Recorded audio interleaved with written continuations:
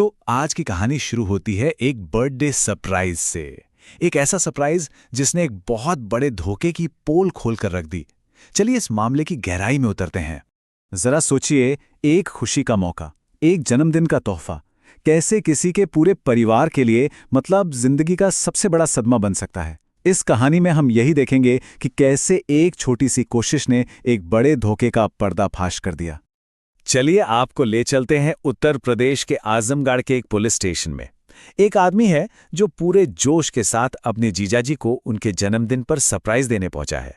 उसके मन में बस यही है कि एक यादगार पल बनेगा, पर उसे क्या पता था कि ये पल उनकी जिंदगी हमेशा के लिए बदलने वाला है। वो बड़े कॉन्फिडेंस के साथ एकदम सीना चौड़ा करके स्टेशन में दाखिल होता है। अंदर जाकर कहता है, मुझे अपने जीजाजी सब इंस्पेक्टर प्रदीप यादव से मिलना है। उसकी आवाज में अपने जीजा के पद को लेकर एक अलग ही रुतबा था। और यहीं से कहानी में आता है पहला ट्विस्ट। पुलिस स्टेशन में मौजूद अधिकारियों ने एक दूसरे को देखा। प्रदीप यादव? ऐसा तो कोई है ही नहीं यहां। मतलब कुछ तो बहुत बड़ी गड़बड़ थी। तो फिर ये प्रदीप यादव था कौन और ये सब हो क्या रहा था? चलिए थोड़ा पीछे चलते हैं और देखते हैं कि ये नौबत आई कैसे। तो मिलिए हमारी कहानी के मेन कैरेक्टर से, प्रदीप यादव। बाहर से देखने में एकदम रौबदार पुलिस वाला, लेकिन अंदर से एक नंबर का शातिर ठग। इसने वर्दी का सहारा लेकर न सिर्फ अपनी एक झूठी पहचान बनाई, बल्कि कई लोगों की जिंदगी से खिलवाड़ भी किया। आप सोचिए, उसने पुलिस की वर्दी पहनकर अपने गांव में ऐसा माहौल बना दिया कि क्या बच्चे क्या बड़े, हर कोई उसे असली दरोगा ही समझता था। और भाई, वर्दी पर शक भी कौन करता है ना? उसकी इसी झूठी शान शौकत ने सबको धोखा दे दिया। और इस पूरे धोखे का उसका सबसे बड़ा मकसद था एक अमीर घर में शादी करना। उसने एक बिजनेसमैन को अपनी बातों के जाल में ऐसा फंसाया कि वो मान गए कि उनकी बेटी के लिए इससे अच्छा वर तो हो ही नहीं सकता। और जरा इस धोखे का साइज देखिए।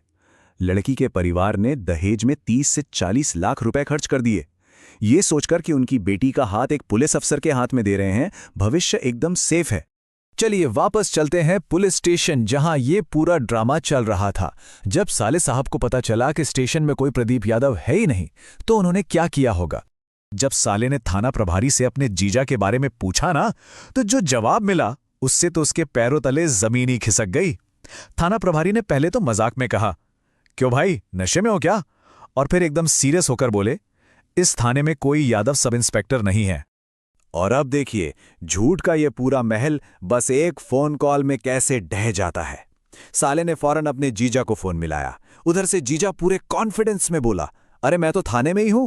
इस पर साले ने कहा, अच्छा थाने में तो मैं भी बैठा हूं, लीजिए एसएचओ साहब से बात कीजिए। और बस जैसे ही फोन आगे बढ़ा, थाना प्रभारी की आवाज सुनते ही फोन कट, खेल खत्म। फोन कटते ही जो थोड़ा बहुत शक था वो भी पक्का हो गया।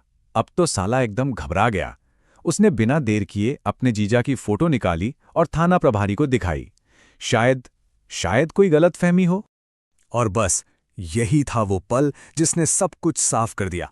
फोटो देखते ही थाना प्रभारी ने उसे पहचान लिया और जो कहा उससे पूरे परिवार के होश उड़ गए। उन्होंने कहा, अरे ये तो हमारे इलाके का सबसे बड़ा ठग है।